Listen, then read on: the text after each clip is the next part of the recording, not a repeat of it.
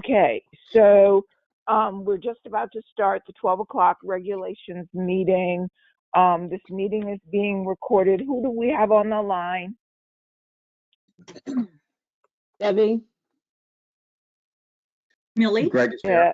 Gail, Deb, Greg, Millie, Kurt, Gail, and Gail, Jamie. and Jamie. Okay, Mark is not attending. He notified me that he had a prior engagement.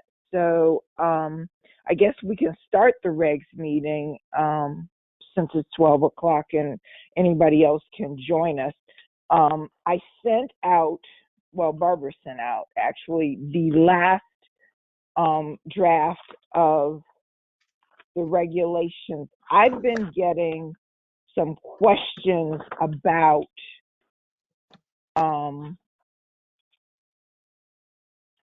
assessment of learning. And I'd like to kind of nail that down if we could, so that I can tell people, tell the continuing ed providers what they need to give us for all these webinars and online courses, and worry about plugging it into the actual regs later. Did anybody have any suggestions about assessment of learning definitions? I think it's Beverly, can you just remind me where that is? We are, it's not there.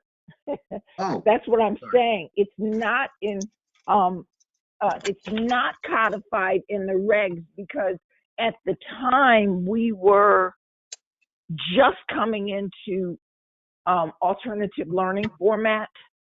And so, you know, it wasn't a part of the regulations. So now that we're asking people to include an assessment of learning, they're asking questions about it.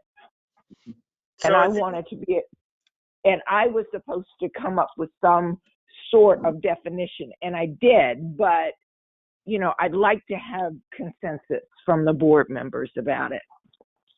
I think we've been pretty consistent, at least since we've kind of defined this between the two online learning formats. So for the live webinars, we require the polling questions, and for the on-demand, you know, not live version, we require the assessment of learning, you know, meaning an actual test at the end that needs to have responses recorded.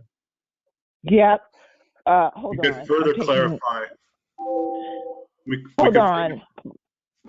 Hold on. I'm just taking down Jamie's comment. I'm sorry. Okay, go ahead. We could further clarify that there has to be at least 10 questions and they have to score 80% or greater.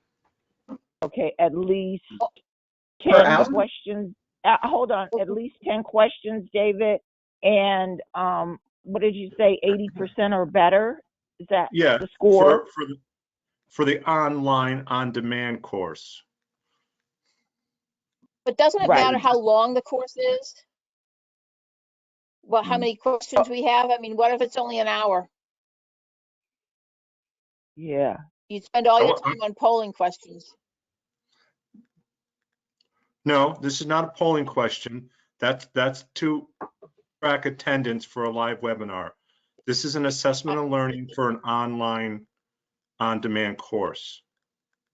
But it's still, that's 10 questions for an hour's worth of learning. That seems excessive. Right, I'm just throwing stuff out there. Make a suggestion. Yeah. Well, David, we also maybe we said should do it by 70%. hour. Maybe we could do it by okay. hour, a certain number of questions per hour. Okay, what did you say? How many questions per hour, Gail? I'm not saying how many, I'm just saying whatever we decide, I think it should be by hour. Okay, should be per hour. Yeah, I agree with that, Okay. Beverly. This is That's a Greg. good idea. Okay. Yep, I got it. Greg agrees. Okay. So let me tell you, let me read off what I drafted, and you guys can comment and we can pick it apart. Okay, an assessment of learning evaluates, and this is for the providers. Assessment of learning evaluates attendees' performance at periodic intervals. Frequently at the end of instruction, there should be criteria. It should be a criteria reference measurement.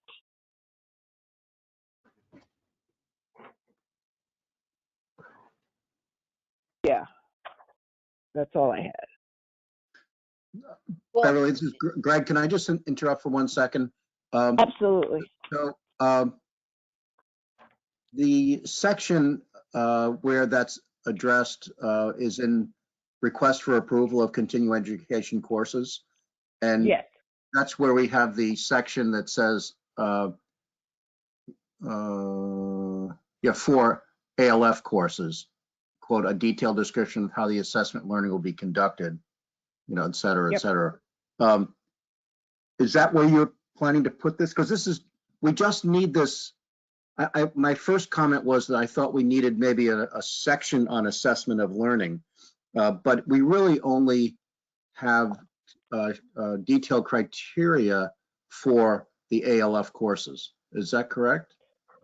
Yes. Now, this is up to the board, but we discussed alternative learning format, webinars, online courses. You see there in the February draft, it's highlighted, those two definitions. And so the only reason I'm bringing it up here within this section is because these are the definitions.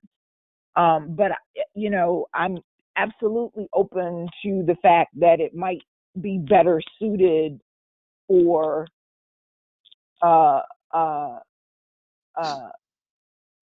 the section on approval of courses. and can I also point out, I think the polling questions are not designed necessarily as an assessment of learning. They're used to sort of demonstrate attendance and attentiveness. And because you're not going to grade those don't have the option for grading, I don't think. Okay, hold on. Attendance and what? Attendance and what, Gail? Basically, I think I said attention. And attention. Yeah. Because these polling questions themselves, the way they are set up, yeah. I think they can only be tracked by you answered it or not necessarily whether you got it right. And so you wouldn't be able to grade that. Attentiveness was the word I used. Attentiveness, but it's really attention more than attentiveness even. But that's the only thing I believe that can be tracked, is that you answered or didn't answer. And I got that from something recently that I saw on the LSPA website or someplace else. That's what they can do with that. Okay.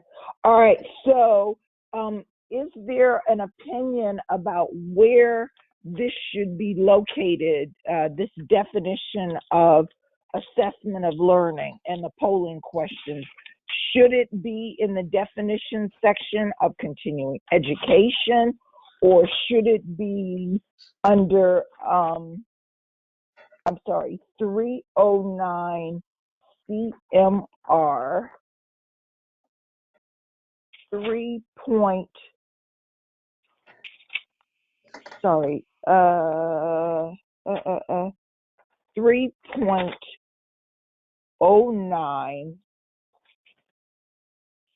subpart 6.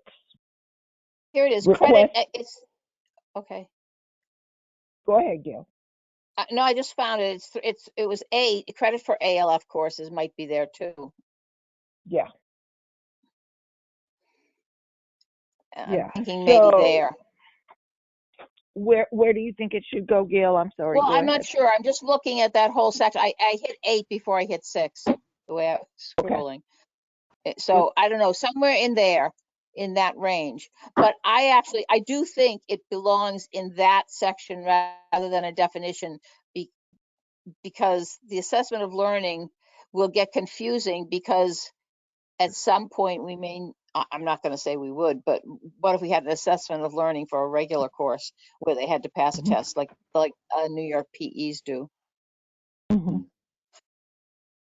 Yeah, I agree about that. But as I said before, my original thought was we should put an assessment of learning section in so that it was very clear that each one of them had it. But as Beverly's pointed out, there is not an assessment of learning in the other courses. It's really just for this alternative learning format. And Right. I agree it belongs in section 6 or 8, but it would not hurt to, in the alternative learning format definition, to just state that, well, it says ALF courses have additional requirements for board approval and certification of attendance. So that maybe just reference that section or whichever we decide to put it in. Yeah, that would work Okay. if you did that and you had a separate section. If you can reference that from there to the separate Okay. So section and talk about two refer. different things. But I want to Oh, make sure we talk about two different things, because I do not believe the polling questions are an assessment of learning. They're a way to no, track that you're on. That's Yeah. intended. I think we've established that, Gail. Okay. What we said. Let me recap to make sure, and then hold that thought, because I didn't take close enough notes on what you and Greg said about comparing sections 8 and 6. Okay, so Jamie said a polling question pertains to live webinars, and online assessment of learning pertains to online. So online on demand. I believe it's online on demand is the way to refer to it. Yes, online on demand. So that was how we made that distinction. We're very clear. I think there's consensus that polling is for the live courses, live webinars, and assessment of learning are for the online on demand courses, because for the obvious reason, we want to make sure that people are sitting at their computer and actually going through the course. Well, there's another reason to make it. It would never make sense. You couldn't grade the way the polling questions I've seen. You couldn't grade questions for 150 or 200 people. I mean, you just couldn't.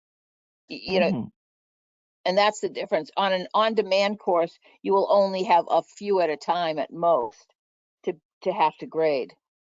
Okay, so a couple of things. Let's talk about section 6 or section 8.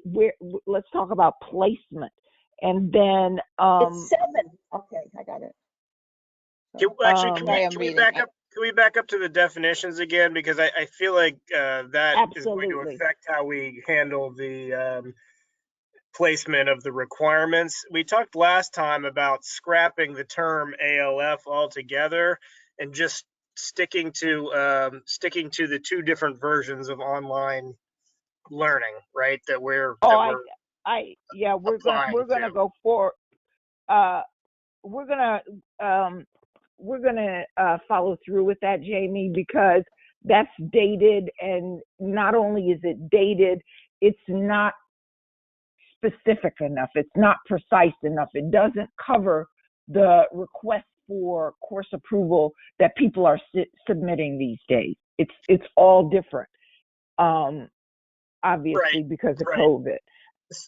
So yes, you're right. We're scrapping that.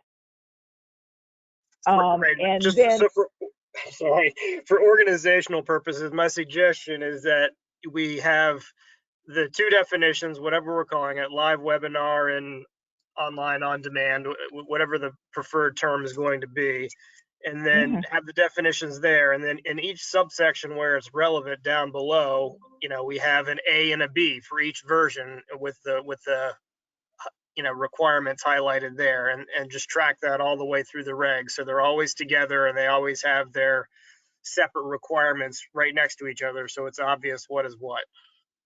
Okay, so you're saying it should be in both sections. The definitions for webinar and online are highlighted in the February draft that you have before you. Right. I wanted to read a definition for assessment of learning after, was that you, Millie? Yeah, I just had a little nuance to maybe mention that perhaps they could be standalone definitions, and then basically to which ones, Millie? Standalone. Yeah, which one? sure. Akin to what Jamie stated, these two may stand alone in the definition section, the live webinar, and then a definition online on-demand course. And then just as they are applicable throughout all the sections that you have drafted in the past, they could be weaved in throughout as accordingly throughout the regs. It would only be in a request for approval. You know what I'm saying? Other than definitions under 309.1. The only other place that it would appear would be under request for course approval under 309.6. A 7. It's actually, if you look at, I'm looking at 7 right now, and it says for ALF courses, the request must also include, and then I'm sorry. That's where I think we want to put it. And we just, and you can separate it out by type of course. Okay, so it should be 7. I think so. Does everybody agree? Okay, section 7. And it would be like a 7, and it would be separated out, as Millie said. We'd have, so here's the thing. So we'd have the definitions of each of them, and then for this type of, online course, right? It would be this, and so you'd have to include X. And for the other type, whether it's the live one or the on-demand one, you'd say, and for that one, you have to include this, and the pass rate must be 80%. So it would fit best if you just put it right in there. Under section 7. Yes, and you can see it's right, the first thing for ALF courses, the request must also include, and then just separate it out by type. For the webinar, this is what you do. For the online on-demand course, this is what you must include, and it's a very nice little package. Okay, where exactly? You're actually exactly in section 6. It's 6 subsection B subsection 7. It's 6B. Yeah, I'm sorry. Yes, thank you. I didn't go up that far. Yeah, you have to. Okay, it's 6B7, attendance requirements. Is that the section you're talking about? No, I don't think so. Hold on. Yeah, I think that is a complete request. It's under the one that says a complete request for approval of a continuing education course must include the following information. Yeah. So that's the B part. I think then we move into 7. Okay, so B7. Yep. Again, I think the only question that I have. Hold on a second. B7, 6B7. That's what it looks like, because that's where we're talking about now about the having to have an assessment of learning, and it talks about a statement that the course provider will certify that the attendee has successfully passed the course and achieved a passing score of at least, it said 70% is what we agreed to before. Okay. Which is more common. Which is a more common. Okay, 7%. Okay. I'm having trouble locating exactly where you are, so tell me the page number. Yeah. Well, I'm on page 5. Yeah, that's not a subsection of 6. That's 7 a new section 7. That's Okay. what it looks to me. We've got 2 For 7s. AL, okay, yeah. No, it's And so under you B, want, I think. It's under B of whatever. Hold yeah, on. It's under B I, of It's 6. it's It's on the under screen B of right now 6. if you want to look at it. I have it on the screen yep, right now. Request for Oh, approval yep, for continuing education courses, which is section 6, subsection B. A complete request for approval of a continuing education course must include the following information, and then 1 through 8 are listed. So under 7, so this is 6B7.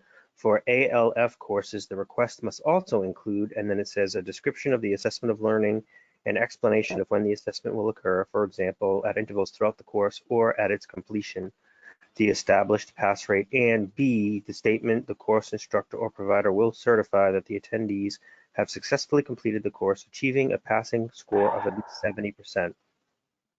okay, all right. that would So, apply. And so you yep, just separate those single 7 with okay, for webinar courses, what they have to put in, and yep. for online on demand courses, they have to do X.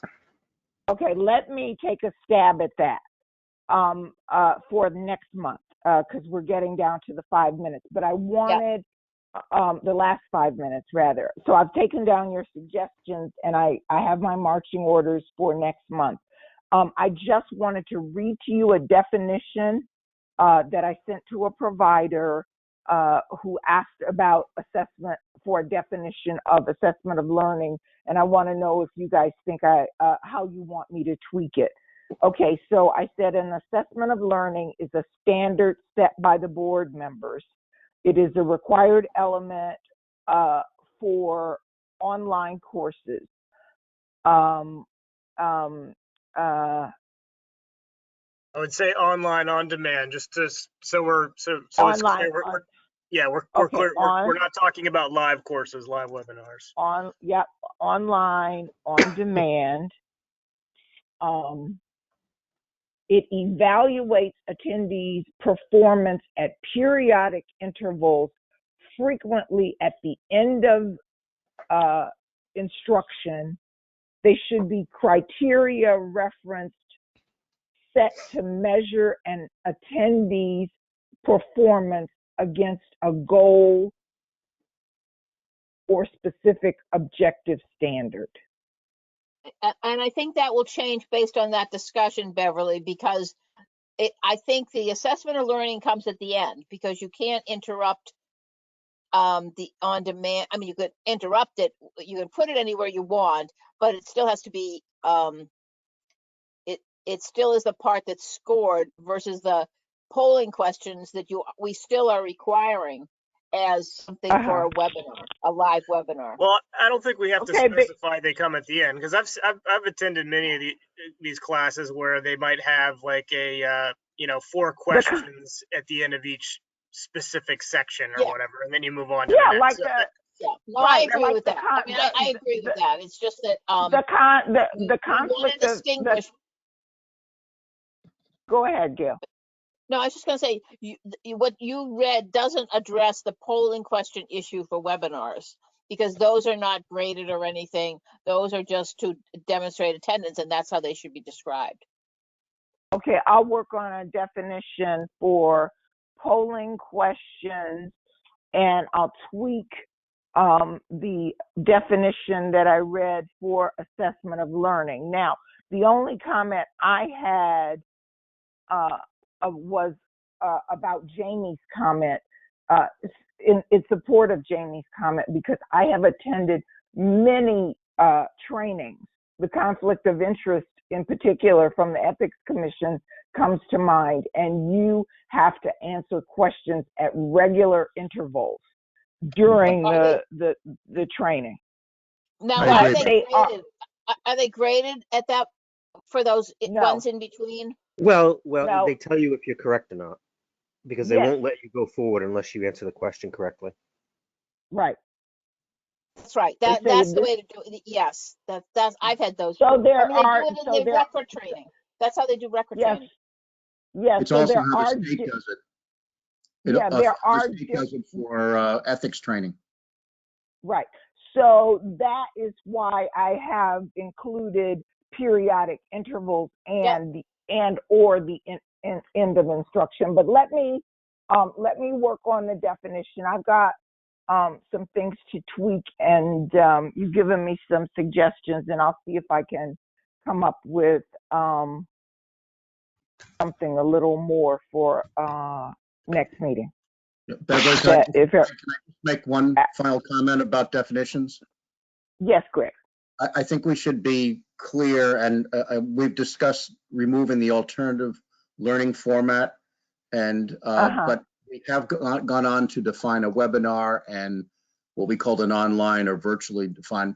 But I think webinar should be capital and should be defined in itself, because we define it as a live online event, and we can then call on demand instead of online as another defined term, or on demand. Yeah, just so we then online on demand. Yep. I would call it on demand because it distinguishes it from webinar, which is live. Yes, thank you, Greg. I appreciate you getting to that very fine point, which I wanted to get clarity on that, and starting with the fact that I believe alternative learning format, that definition was going to be scrapped. Right. Right. It is scrapped. Yeah. Awesome. Okay, good. So yes. So I'll tweak these things. I think that these are the trickiest portions of this section, and once we get those, and they're also the sections that I get the most inquiries about. As you know, we've tabled the number of courses so that folks can come back with answers about polling questions, answers about assessments of learning. Okay. All right. I'll turn the definitions around for the next meeting. I'm all set. Thank you. You ready to start the next meeting? Yes. David, you have a new spot. Excuse me? You have a new spot, or at least a new view. I'm in New Hampshire. Oh, there you go. It's my favorite month to snowboard is the month of March, so.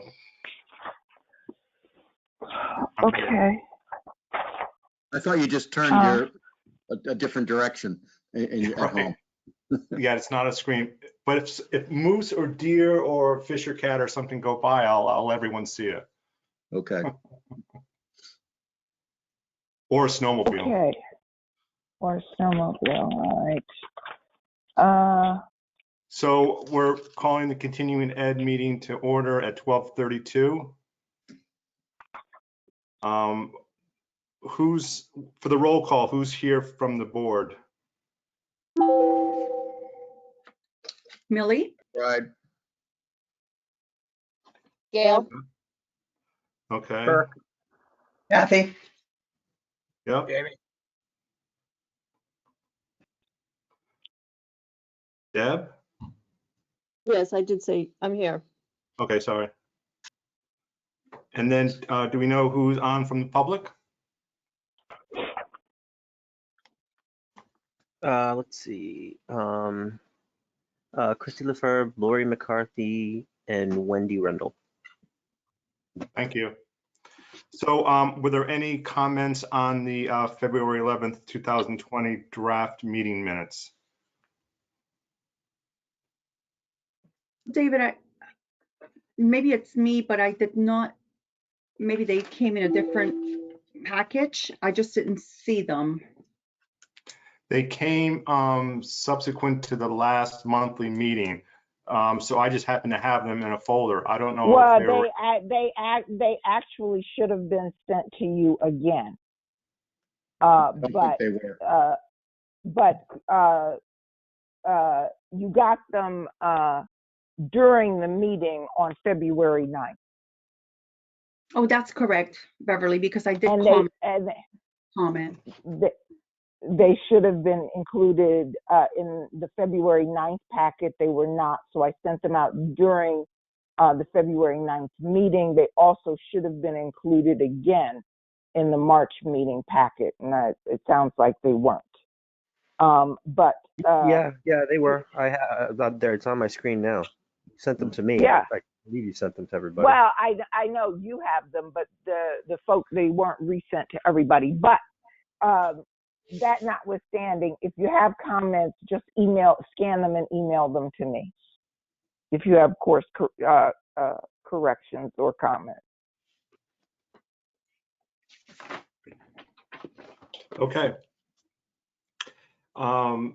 Status of virtual draft minutes since February meeting? Yep, I'm working on those, and since we have, as you noticed this morning, 2 public records requests for the exact same thing, I'm going to get those in shape for your review. I'll talk about the public records request specifically at the board meeting where, you know, they're more suited. But I just wanted to announce that at every committee meeting today, I'm working on them. On the transcripts, so we should have them. I have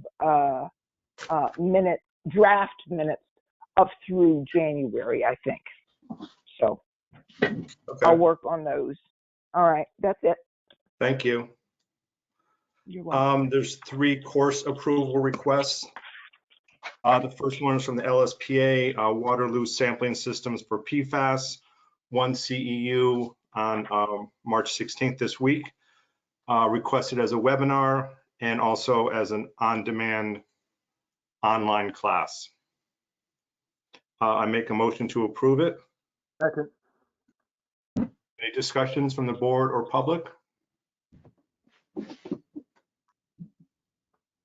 To the roll call, a yes is approving it. Millie? Yes. Greg? Yes. Gail? Trying. Kirk? Yes. Kathy? Yes. Jamie? Yes. Deb? Yes. And I'm a yes. And I'm a yes too. I just got my thing unmuted. Sorry. Okay, I heard some noise from you. Oh, okay. I couldn't tell because it was not working. The second course request is from the EBC, Environmental Business Council. It was a webinar that took place on February 9th on PFAS, emerging contaminants seminar, the second annual one. They're requesting 3 CEUs for the morning session, 9 to 12, and then 2.5 CEUs for the afternoon session, which was from 1 to 3:30. I make a motion to approve the 2 as separate webinar courses. Second. Any discussion from the public or the board? Just to clarify, is 2.5 technical credits? Is Excuse me? that for 2.5 technical credits? So it's 5.5 total for the people who attend the entire day. It's 3 credits for the morning session, which was 3 hours with no breaks. And then the afternoon session was 2.5 hours, and they're requesting 2.5 CEUs.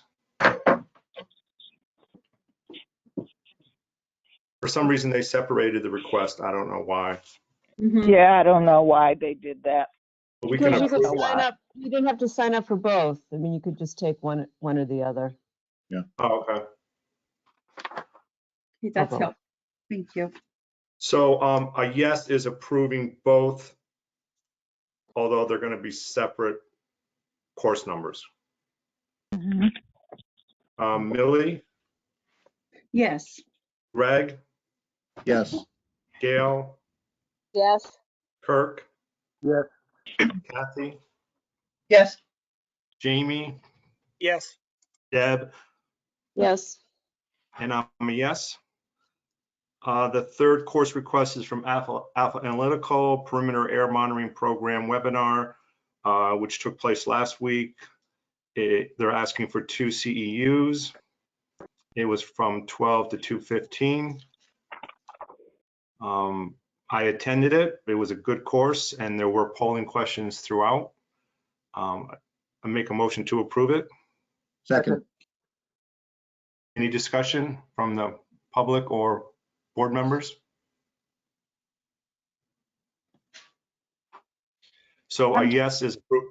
I'm sorry, Dave. So can you just give me a one-liner with regards to how, the perimeter air monitoring programs, do they fit in with regards to nature and extent of contamination offsite characterization of air, or how does this tie in? Well, a lot of the Public safety, I examples, think. a lot of the examples were from outside Massachusetts, but they definitely were applicable.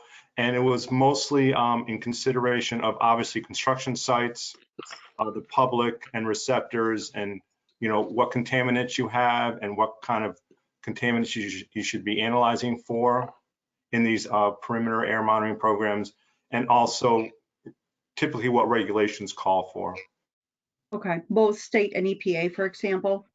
Definitely. Yes. Okay, Greg, I agree. thank you. I So- highlighted public safety, but that was a much more a complete answer. So a yes is approving the webinar. Millie, Yes. Greg, Yes. Gail, Yes. Kirk, Yes. Kathy, Yes. Jamie, Yes. Deb, Yes. and I'm a yes. There's one course reapproval. It's the EBC PCB remediation case studies and innovative approaches. At the last meeting, they had given us the agenda and the bio of the speakers. They've since supplemented it with the actual request. It's was a webinar in January from 9 to 12, 3 hours, and they're requesting 2 CEUs. I make a motion to approve it. Second. Any discussion from the public or board? So a yes is approving it. Roll call. Millie, Yes. Greg, Yes. Gail, Yes. Kirk, Yes. Kathy, Yes. Jamie, Yes. Deb, Yes. and I approve. There's one course announcement. Course 1729. It has a new name and it's being offered in May of this year. Is that all that we need to do about this? I'm not sure. Yes, it is. Okay. Because they, I believe I've already sent their certificate. I have. So they're all set. It's just, for purposes of announcing a course. Okay. They have another LSPA has another course that's planned, that was approved, that's planned for June, but I thought I'd wait before I put that announcement. So I'll do that next month so people won't forget about it. Okay. But Thank that you. was it. That was it. So the next meeting will be April 13th. And before I wrap it up, any comments from the board or public?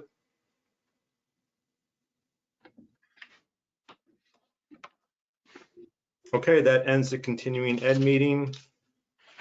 12:43.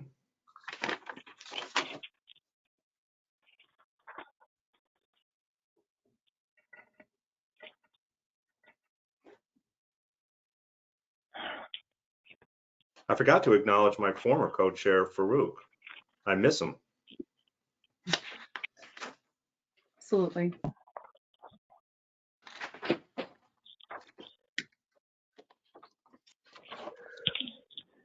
So are we gonna then move into the professional conduct? Jamie?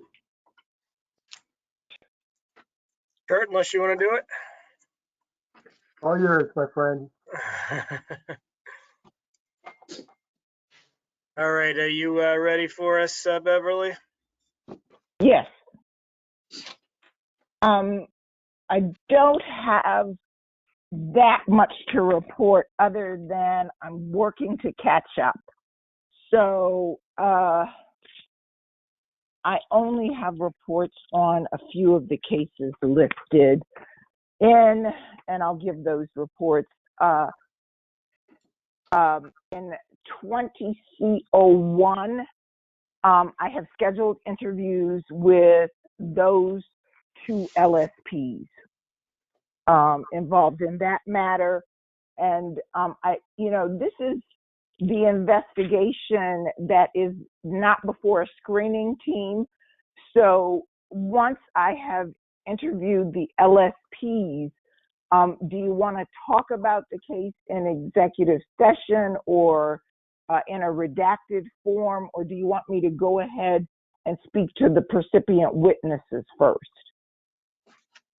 Well, isn't that you conducting the investigation before the board even knows? I mean, how much of that should be done once you have a CRT or a Well, screening I think that this one is just, as you know, so very complicated in terms of a number. I'm trying to be discreet here, and in terms of a number of different areas. I think that our next meeting is the 13th. Let me see how many people I can get interviews with before the 13th, and then bring that information back to you. I think I can share my interview findings publicly before in the professional conduct committee without revealing too much, and then the board can make a decision about whether or not it wants to appoint a screening team, because I think that was the goal, that I would do preliminary investigation and then the board would decide whether or not it wants to set up a screening team rather in the nature of establishing probable cause to move forward. But wouldn't we then, if you've gone to all that trouble, it seems like maybe it's not just a screening team. We can also decide to set up the CRT right away. You don't have to have a screening team. Yeah, you're right about that, Jill. You're right about that. I think that what I'm doing is kind of screening the case in or out. That's what I think, so, right. I think I'm kind of screening the case in or out. So what I'll be prepared to do at the April board meeting is present my findings thus far, and the board can decide whether or not it wants to establish a CRT. Is that, will that work for people? I'm sorry. Go ahead, David. I was just going to say, when this started a while ago, that's exactly what we agreed to, and that's what you're doing. Yep, that's what I'm doing, and I'm finally getting to it. So those interviews are scheduled. In 18C02, we have met. We have a follow-up meeting on March 18th.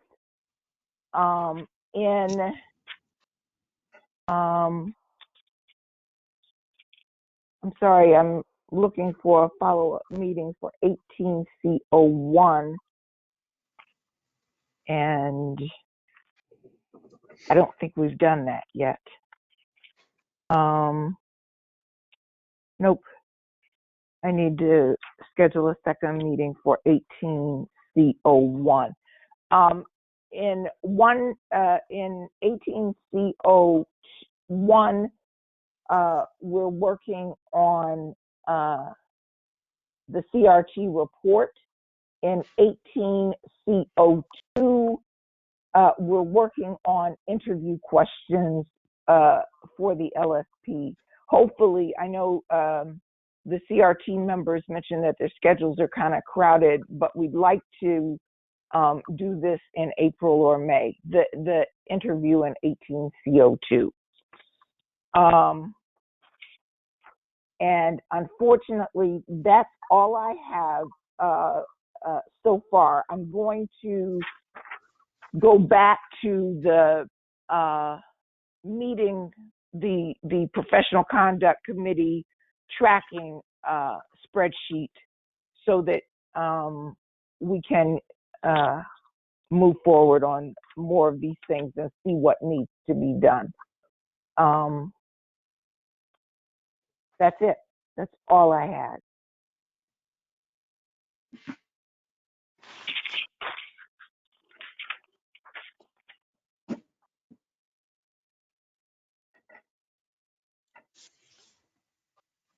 Okay, so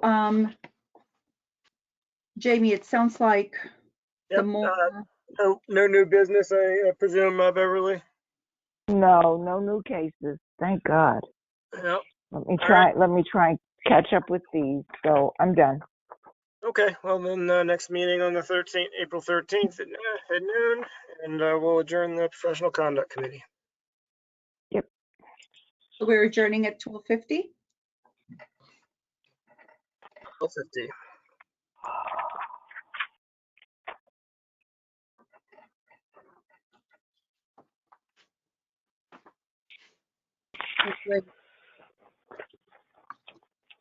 Beverly, let us know when you're ready to proceed with the board meeting. I'm all set. Go right ahead, please. Great, thank you. All right, so good afternoon. I'd like to call this meeting to order at 12:50. And again, remind everyone that this meeting is being recorded. We're going to go directly into the announcements. And as David Austin alluded, we all regret to report that on March 3rd, Farouk Sadiq tendered his resignation from the LSP board. And just in summary, Farouk expressed that it was an honor to have served the board, and he conveyed his thanks to all the board members. And as we know, he dedicated 10 years of extraordinary service to the board. And for that, we're clearly grateful.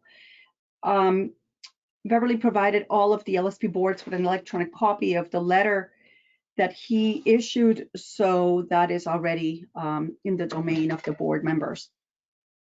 And then just by way of accounting,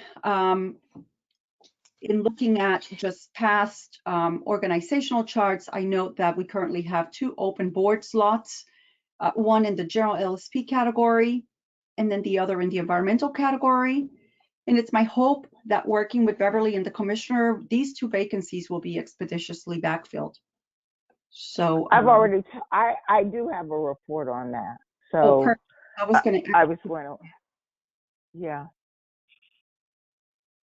Okay, so do you want to hold for future agenda item, or would you like to speak to that now? No, I was just going to add it to additions, deletions, and whatever to the agenda. Perfect. All right, so why don't we then acknowledge to see if anyone else from the board has any announcements, and if not, we'll move to the next agenda. Beverly, it'd be great if you can speak to that. Okay, hearing none, Beverly, why don't you provide us with a little bit more perspective from your end with regards to backfilling the vacancies?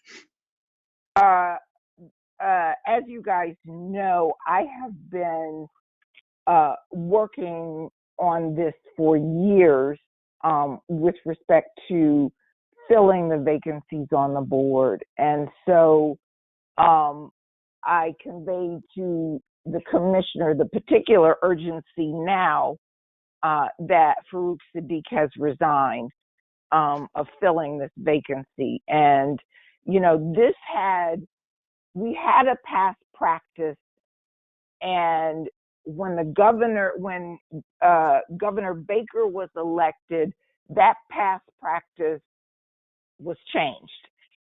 In the past, the chairperson and I would interviewed, and some of you guys will remember this from your own entree into the board, and those who requested rather reappointment.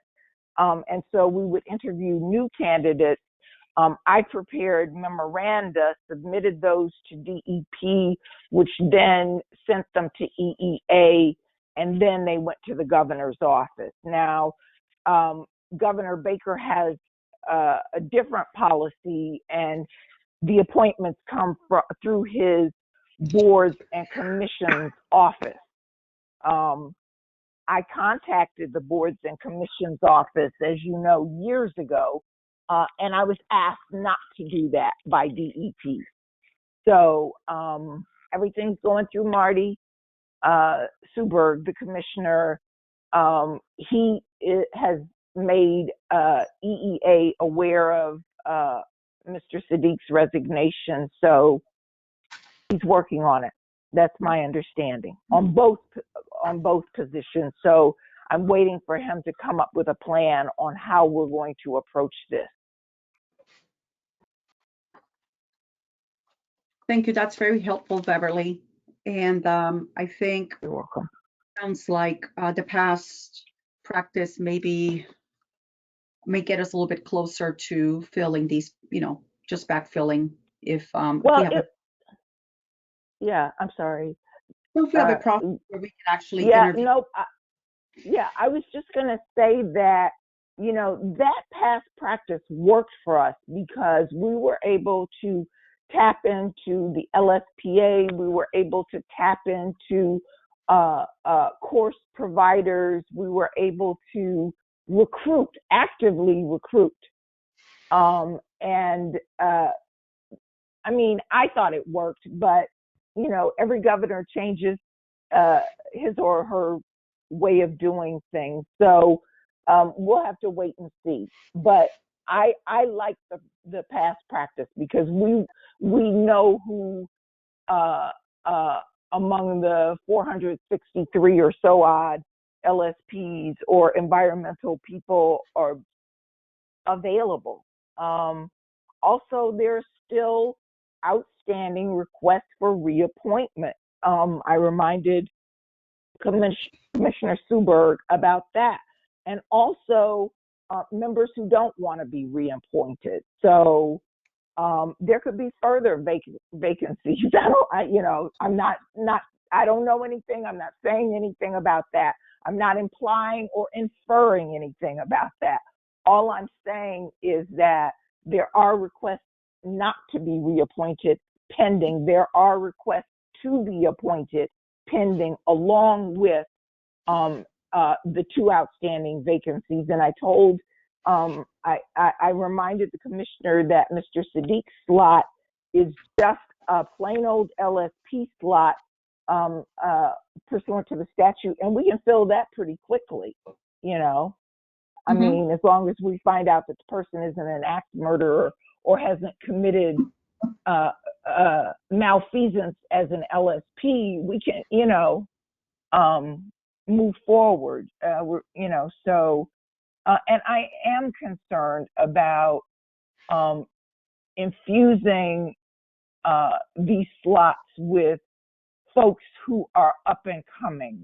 We need to have the input, I think, and this is my personal opinion, we need to have the input of some of the younger, not that anybody on the board is old, but younger LSPs as a way of mentoring, as a way of encouraging participation in the licensing process. And so that was it. That was my 2 cents about it. And those are the comments that I relayed to the commissioner. Beverly, can I ask a question? That Yes, this ma'am. relates to the original separation of the LSP board from the DEP, and whether by statute this is allowed. Gail, I knew you were going to go there. Not you per se, but I knew the conversation was going to go there. That's why we had that process. Do you know what I'm saying? That we interviewed. No, it's separate. We're supposed to be going, the board itself goes through EOE, whatever EEA, whatever it is Yeah, now. yeah. And because we don't have, we, meaning the board, has no connection to the commissioner other than through the chair of the board. That's right. And that's by statute, I thought. And the physical resources. It's absolutely the statute. So when if the commissioner is inserting himself into the process, this is my question, does that affect the integrity of the LSP board as a separate entity? Well, what do you mean? I can say, you know me, Gail, and the rest of the board does too, after 10 plus years. And I try and maintain the independence and integrity of the LSP board, because if you look, we are a separate agency by statute, and we're an agency online with DEP. It just made sense for us to physically be housed within DEP for human resources, for physical resources, and that sort of thing. But you're absolutely right. The statute, the statute that creates the LSP board creates it as a separate agency from Mass DEP, and I try and keep for a reason. Absolutely, because we take complaints from DEP, we prosecute LSPs who violate DEP guidance and regulations. There are a myriad of reasons why the legislature created the LSP board as a separate agency, and I try and keep that line. It's hard, but I try and draw that line all the time. So well, it's I don't hard know, because Gail. you are employed. The problem is the staff have always been employed by DEP. So you personally answer to the DEP. The board, on the other hand, does not. The board does not. And I don't answer to EDEP in certain instances. It depends on what we're talking about. Yeah, if you are representing the board, that's one thing. But the problem is that it hasn't really been a problem, but the staff has been employees of DEP. That's that's the way it gets connected. We're employees of DEP, but we're actually a separate agency. Right. Exactly. Yeah. We are a separate agency, and I'm concerned about blurring that line. And I'm hoping, all I'm saying is, if you don't have, you're in a delicate position, and I understand that. The board is not, but also more importantly, the LSPA could make it clear. And so I think that's the entity that's been most concerned all along about this happening. I understand what you're saying, but the LSPA is involved in terms of recruitment and expressing opinions for their constituency. They're not involved in and forwarding us names and assisting, but they're not part of the process. No, they're part of the process of. Can I just say, would it be for us to just focus on maybe just the intention of this agenda item, which is basically to articulate that Beverly has identified an alternative path forward, and if there's additional questions. Well, I'm going to reiterate Gail's point about the separation, and because I brought it up before, and the commissioner is well aware of this board's position with respect to, because this has come up in the context of press releases. This is also, if you remember, we use the press office, but of DEP, our press releases go through there. This has also come up in the course of public records requests. I mean, we're a separate entity, so I don't know to answer Gail and Millie about this, but I'll make sure that I speak with the commissioner about the separation of powers. Right. Yes, And that's all that Yep. was my. thank you. Yep, I got it. I got it. I got it, Gail. I got it. And this has been a concern in the past. The separation of powers, it's always a give and take. There's always the give and take with that. And so I'll talk about that with the commissioner. Thank you. Also, just as part of the agenda additions, deletions, and other changes, I just had a question for you, Beverly. That is on item 4, whether it should read February 9 and not February 11, which I believe was the actual date of our last LSP board meeting. Yeah, it should read that. Okay, so just an edit there. And then finally, my only other, really a question for you, Beverly, is that I'm noting that Farouk is no longer supporting ARP number 314, as stated on agenda item number 5A. Therefore, my suggestion would be that from here on out, it should only be those members that are still here on the board being part of. Actually, Millie, that's not correct. Okay, so Farouk, let me just finish. Farouk will not be on any other ARP, of course, because he's resigned from the board. But I left his name on this ARP because he was at the time a board member, and I have a report on that because we've met and made a decision that a recommendation perfect. That we're going to make to the board. So that's why his name is still on there. Perfect. I wasn't sure if we had actually culminated, just had that as a culmination point, that a recommendation had been made. All right, perfect. Well, I need to do that, yes. The other thing I wanted to add to the change to the agenda is that there's no renewal docket, as you know. Probably didn't receive. There's no renewal docket for this month. Correct. All right, so we're going to move forward. Beverly, if you could kindly provide us with a report on the virtual draft meeting minutes. And I know that you alluded to that on prior meetings today. I think it was the actual. Yes. So I have transcripts that I'm reviewing, and I'm going to. I also wanted to add to the agenda the public records request received today that I sent out, that I forwarded to the board today.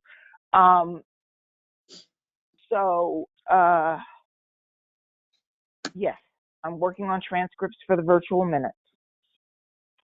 And I'll see how quickly I can get them done, because they have to be reviewed for the board, by the board rather.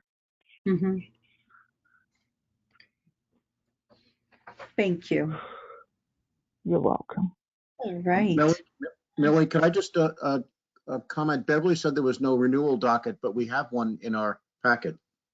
We had one in the. Mm-hmm. There was one in the packet. I'm sorry, Barbara had slipped that one in on me. It just has one name. One person, renewal docket number 1. Oh, okay, that's the one. Oh, yes. Is it Alton Stone? Adam Lass. Oh, okay. All right. I apologize. Yep. So you should go. At last count, we didn't have a renewal docket. She said there might be one. So yes, you should absolutely go ahead and vote on that, and then I'll give the report, the ARP report. Yep. Okay. So today the board's going to be acting on one renewal docket, and that's renewal docket number 1, which consists of one LSP that has completed all the requirements for his license renewal. Therefore, he's going to have a new the LSP license is going to have a new renewal date of April 30, 2024. I'm looking to see if any member of the board has any questions or comments. And if we don't have any comments, I'd like to make a motion to approve this docket as recorded. And I need great. So those in favor, please say yes when I call your name. Millie is a yes. Greg? Yes. Gail? Yes. Kirk, Yes. Kathy, Yes. Jamie, Yes. Deb, Yes. and David. Yes. Great, so motion carries to approve docket number 1. Beverly, Hey, please. I didn't get that renewal document. I just need their name so I can update it in Epics. I'll send it to you, Chris. Perfect. Okay. Yep. Perfect. So now, Yeah. Beverly, I'm just providing that report back for ARP number 314. Okay, just I'm sorry, 1 minute. Okay, so ARP 314 regarding applicant Kyle D. Block number 7552 took place. The meeting took place on February 24th, 2021. The participants were Farouk Sadiq, Mr. McBride, and Mr. Franklin. Mr. Sadiq indicated that he had reviewed the application, that it was a strong application, and the applicant had a lot of interesting projects and a lot of large, significant federal projects, and he felt that he was well qualified. Mr. McBride agreed with Mr. Sadiq. Mr. Franklin indicated that the applicant was very qualified, very experienced, and had many different types of experience. And all three panel members recommended that the applicant be deemed eligible to sit for the exam. Okay, so there's a recommendation here. Motion to approve the recommendations of the ARP. Second. Any comments, discussion? If not, we will take a roll call. Millie is a yes. Greg?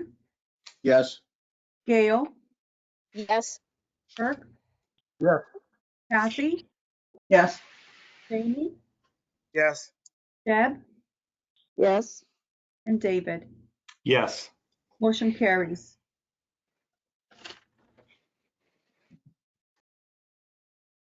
So Beverly, if you could proceed with providing us with a report on other licensing related matters, please. Yep, the total active number of LSPs is 463 as of last Thursday. You'll probably notice that there are only 2 active, LSPs who are inactive currently because the third LSP on inactive status retired. Okay.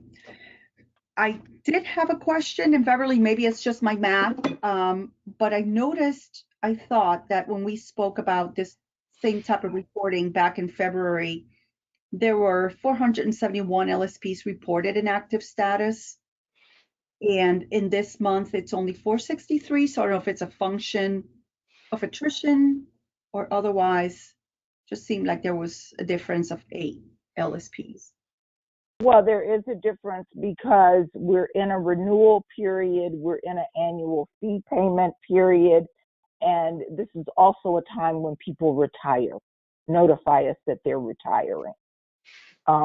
So that accounts for the difference. What I'm saying exactly is if someone hasn't paid their fees, they're not counted as active. Okay. If someone hasn't met the renewal requirements, either by paying the fee or submitting their application in a timely fashion, they're not counted as active. So the numbers fluctuate, Millie, periodically. So I can go into the annual fee payment, and that may clarify a little bit. 476 invoices were mailed to active and inactive LSPs. So far, 386 LSPs have made their payment. There are 90 outstanding invoices. The annual fee payment was due March 1st. So there are about 90 people who have not yet paid. Okay. And that number changes daily. You have to remember that Barbara only goes into the office once a week. So if annual fee, and you know, she gets the information from revenue. So, you know, the payments go to a lockbox, and then revenue picks up the report from the bank, and then revenue notifies Barbara that the payments have been made. So again, Millie, this is another reason that all these numbers are constantly in flux. So I want to, yep. So for the January quarterly renewal report, 38 invoices were mailed for January. 2 LSPs have sent in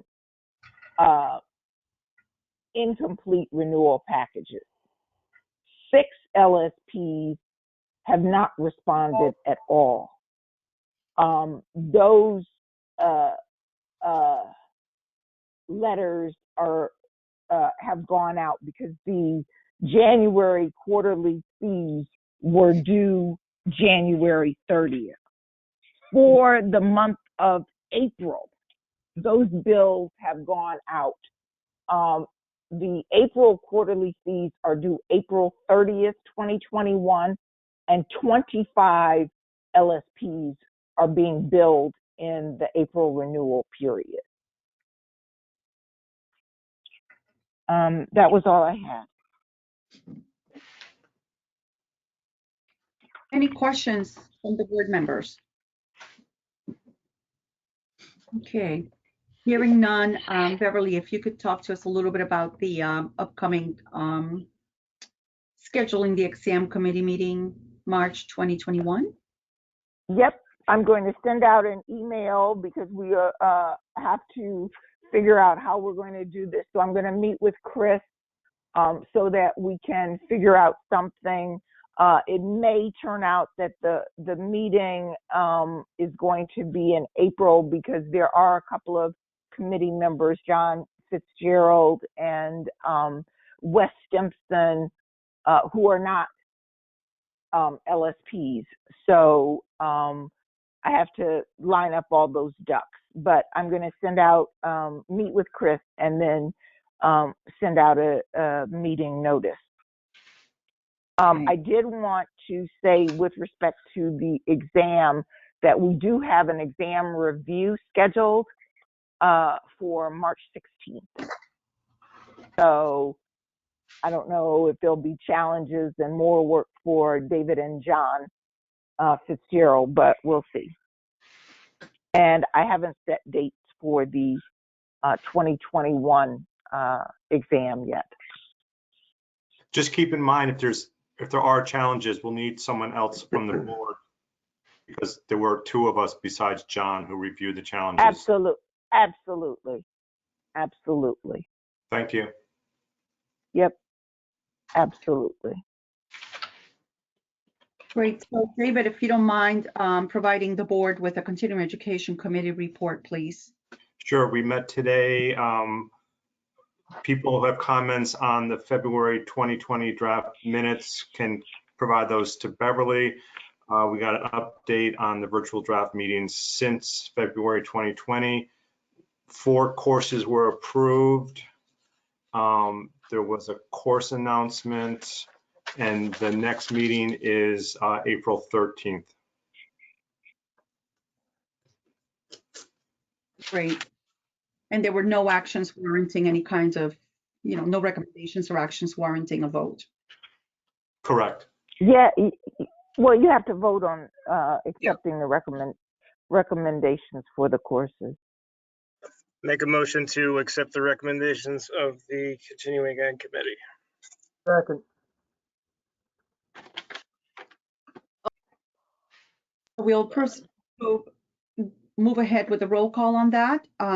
Millie is a yes. Greg, Yes. Gail,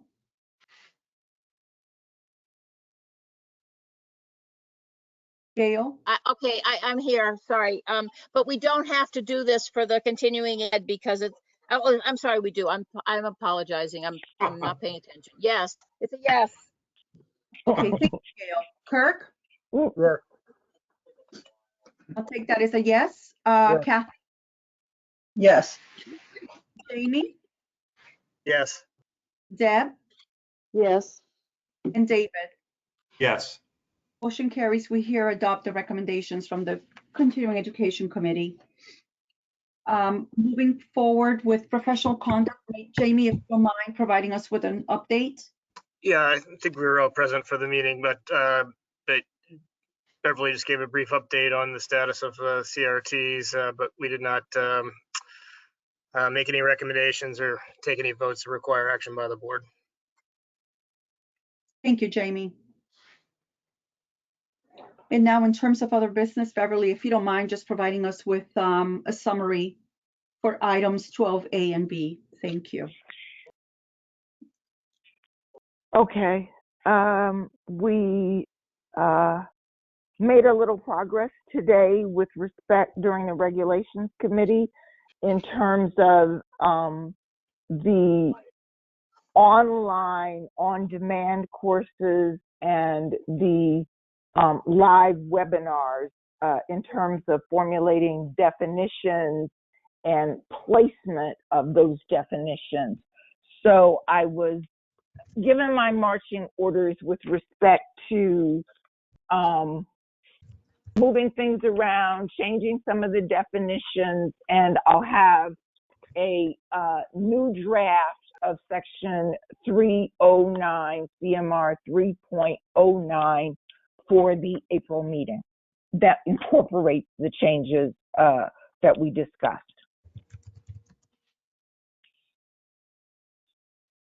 Yes. With respect to personnel budget and fees, the process is ongoing, and I will likely have a full and better report for the April meeting, April 13th meeting. And I just wanted to add a C to other business, noting that we have received 2 public records requests for the same thing. And I forwarded those public records requests to you today. They were requests for meeting minutes. Under the open meeting law, the requestors, I believe, are entitled to draft minutes. I'm not sure about that. I think they are. So I'm going to have to find out whether or not, if they're entitled to draft minutes, then they get the minutes as is. If it's still deliberative, there is a deliberative provision. With respect to? If the draft meetings, I mean, we cannot produce records that are not available as of yet. So my point being, we're in the process of producing these documents. We'll take a vote, and then they would be issued. No, no, you don't vote on whether or not they're issued, because my point is, if it has comments on the actual board meeting minutes, then those comments. I understand. I'm sorry. Go ahead. No, I'm all set. Okay. You don't have to create minutes if none exist. This is the open meeting law. But the minutes do exist. They exist in the transcription. They exist in the recording. So, you know, I'm going to have to sort all that out, right? Because we've got to produce them. Correct. And I just want to highlight that my presumption would be that once produced, those meeting minutes would be shared with the board. We'll review them, we approve them. And I guess my point is then, my presumption would be that the requester would be privy to those public records. No, they're not. They exist already, Millie, is what the law says. So the requesters may be entitled to what exists already in the draft form. And the board doesn't necessarily get to review them before they're, first of all, because it would take too long for you to review that many sets of minutes. But the board doesn't get to review them before they go out. They're entitled to draft minutes. So the board will, I'm not saying the board won't get to review them and put them into final form before they're posted on the website. I'm just saying that there are minutes that exist. They just exist in draft form.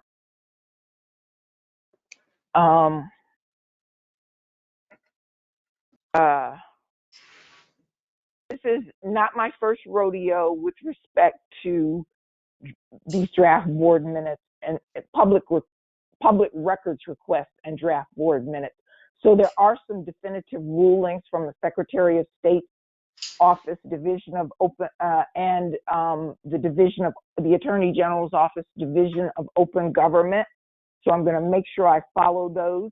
But the first thing I'm going to do is notify the folks, the requesters, that I've received their request, and to follow the, you know, the governor's guidelines about, it's a form letter. Yep, the 10-day. Follow the governor's format with respect to charging and cost. It's always a dicey issue. If you remember, Mr. Wyman made a request for thousands of pages, over 1,000. I'm not sure how much over 1,000. I don't want to exaggerate it all. I'm trying to ballpark this, and then decided that he didn't want them. So I don't know how much, because we do charge over a certain amount. You know, a certain amount of pages, you know, are just free to the person who requests them. I don't know how many pages this is going to turn out to be. So I don't know what the charge is, but all of that information is in the letter. Unfortunately, there have been other folks, if you recall, we had a public records request in 2019 that amounted to thousands and thousands of pages. And the requester didn't, this is a different requester, didn't want them once he learned it, how much it was going to cost. And there's nothing we can do about that. We still have to compile the records and pull them together and provide an estimate of cost and go through all the steps. And if the requester doesn't want them at the end of the, you know, at the end of the day, then we just eat that. But yeah, understood. Okay, well, thank you. Of course. That sounds great. So with that, I just want to thank Beverly and all the board members for your diligent work, and our next virtual meeting will take place on April 13th at 12 p.m. Eastern Standard Time. I'd like to then close this meeting at 1:27 p.m. See you in April. Thanks, everybody. Bye-bye. Thank you. Thank you. Bye, everyone. Bye.